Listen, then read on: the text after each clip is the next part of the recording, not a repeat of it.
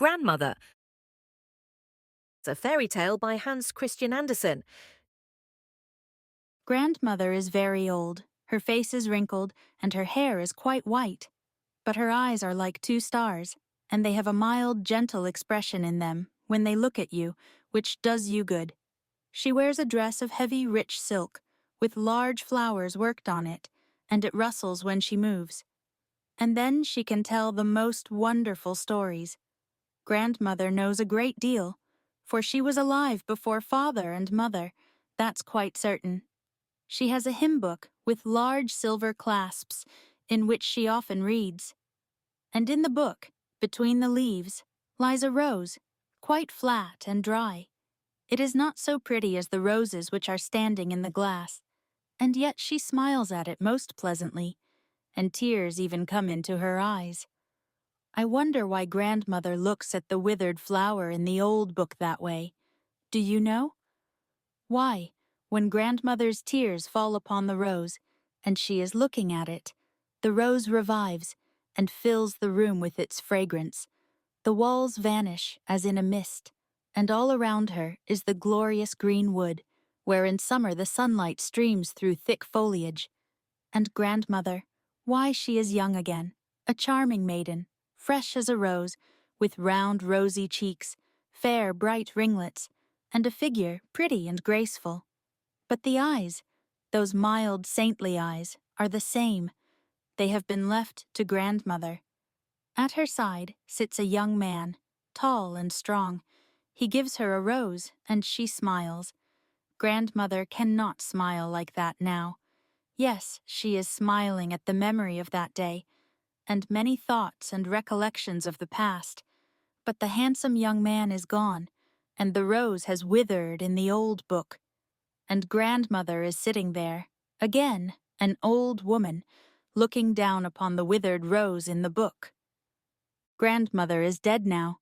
She had been sitting in her armchair, telling us a long, beautiful tale, and when it was finished, she said she was tired, and leaned her head back to sleep a while. We could hear her gentle breathing as she slept. Gradually it became quieter and calmer, and on her countenance beamed happiness and peace. It was as if lighted up with a ray of sunshine. She smiled once more, and then people said she was dead. She was laid in a black coffin, looking mild and beautiful in the white folds of the shrouded linen, though her eyes were closed. But every wrinkle had vanished. Her hair looked white and silvery, and around her mouth lingered a sweet smile. We did not feel at all afraid to look at the corpse of her who had been such a dear, good grandmother. The hymn book, in which the rose still lay, was placed under her head, for so she had wished it. And then they buried Grandmother. On the grave, close by the churchyard wall, they planted a rose tree. It was soon full of roses, and the nightingale sat among the flowers and sang over the grave.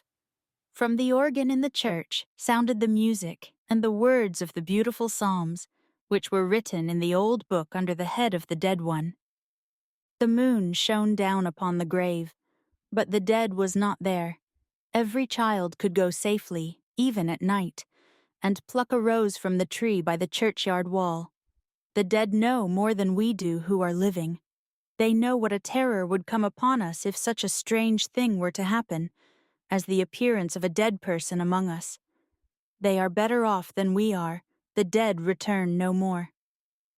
The earth has been heaped on the coffin, and it is earth only that lies within it.